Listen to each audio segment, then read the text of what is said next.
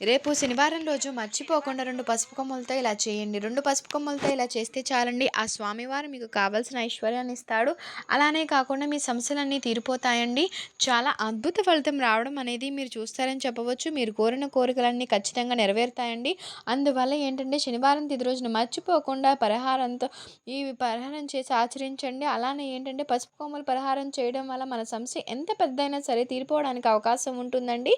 కోరిక కూడా నెరవేరుతుంది. శనివారం ఈ పరిహారం చేసిన వారికి ఖచ్చితంగా ఏంటంటే కోరికలు, సమస్యలు తీరడానికి ది బెస్ట్ పరిహారం అని పండితులు చెప్తున్నారు. అందువలన ఆచరించండి. అసలు ఈ పరిహారం మనం ఎలా చేయాలి? ఎలా చేస్తే ఎలాంటి శుభ ఫలితాలు కలుగుతాయనేది మనం క్లియర్‌గా ఈ వీడియోలో తెలుసుకుందామండి. చివరి వరకు మిస్ కాకుండా వీడియోని చూడండి. మనం నార్మల్‌గా చెప్పుకోవాల్సిన విషయం ఏంటంటే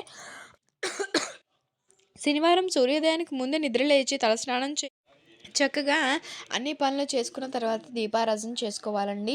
మనం స్వామిని ఆరాధిస్తుంటాం. అలానే కాకుండా చాలామంది కూడా ఎవరి ఇష్టాన్ని బట్టి వారు హనుమంతుల వారి గుడికి వెళ్తారు. వెంకటేశ్వర స్వామిని పూజిస్తారు. ఇలా రకరకాలుగా చేస్తుంటారు. మనం మన ఇంటిలోనే చక్కగా వెంకటేశ్వర స్వామికి పిండి దీపారాధన చేయాలి. పిండి దీపారాధన చేస్తే మంచి ఫలితం వస్తుందండి. కుదరని పక్షంలో ఏంటంటే నార్మల్ దీపమైనా సరే పెట్టుకోండి. ఈ విధంగా పెట్టిన తర్వాత స్వామివారికి పుష్పాలను సమర్పించి అనంతరం స్వామివారిని నియమనిష్టలతో పూజ చేయాలి.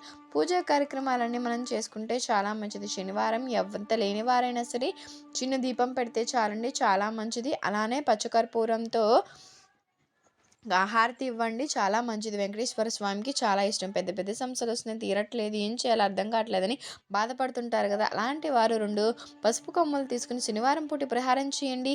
ఇలా చేయడం వల్ల కోరికలు ఖచ్చితంగా నెరవేరుతాయి. మీరు కుబేరులుగా మారుతారు. అద్భుతమైన రిజల్ట్ని మీరు చూడగలుగుతారని చెప్పుకోదగ్గ విషయం అండి.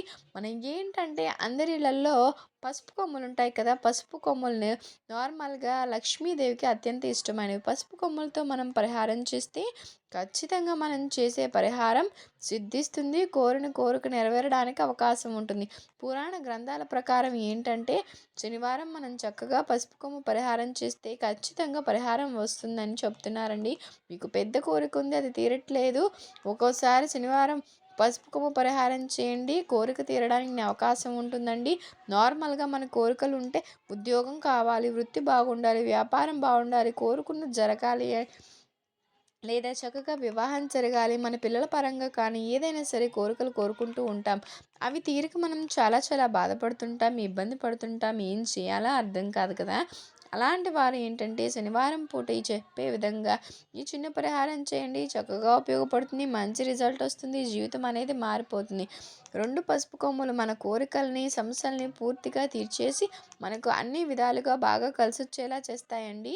మనం పూజా కార్యక్రమాలు చేసేటప్పుడు ఏంటంటే చక్కగా పట్టుకొని సమస్య చెప్పుకోవాలండి. సమస్యలు తీరిపోవాలి అన్నా సరే, లేదంటే ఎంత పెద్ద కోరిక ఉన్నా సరే వాటి గురించి మీరు సంకల్పం చెప్పుకోండి.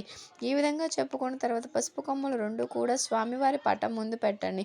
పెట్టి సంకల్పం చెప్పుకొని పసుపు కొమ్మలను వదిలేసేయండి. ఒక 35 నిమిషాల పాటు వెంకటేశ్వర స్వామి పటం ముందు వదిలేయండి.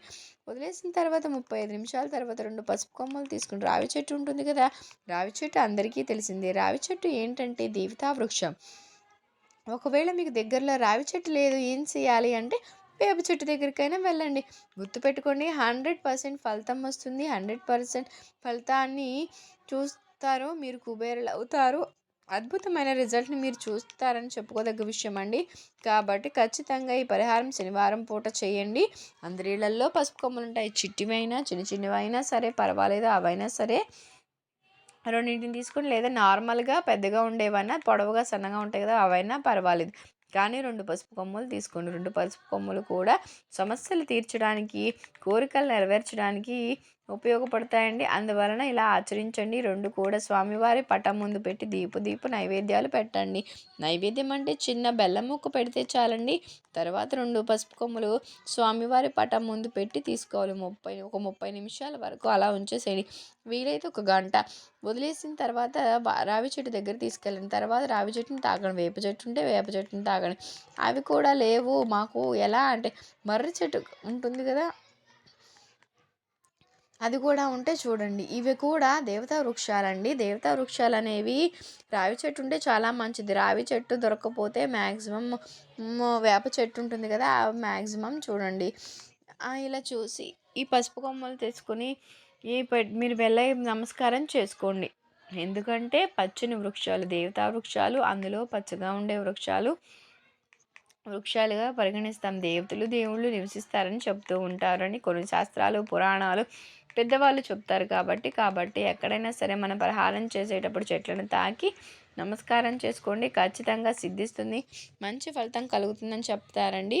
మా నమ్మకం కలుగుతుంది. మీకు మంచి సుఫలితం కావాలన్నా, కోరుకున్న జరగాలన్నా, అన్ని విధాలుగా బాగుండి కష్టం కానీ మీ యొక్క సమస్యలు కానీ తీరాలి అంటే ఈ విధంగా ఆచరించండి. ఇలా చేసిన తర్వాత ఆ పసుపు కొమ్మలన్నిటినీ కొంచెం గోతిని తీయండి. తర్వాత మట్టిని తీసేసి 2 పసుపు కొమ్మలు మీరు ఏం సంకల్పం చెప్పుకోవాలి? ఉద్యోగం కావాలా? వివాహం కావాలా? పిల్లల పరంగా బాగుండాలా? ఇలా ఇంటి పరంగా బాగుండాలా? భర్త మీ మాట వినాలా? ఏవైనా సరే ఒక కోరిక కోరుకోండి. 10 కోరికలు కోరుకుని పరిహారం చేస్తే సిద్ధించదు, ఫలితం రాదు. ఒక్కటే కోరుకోండి.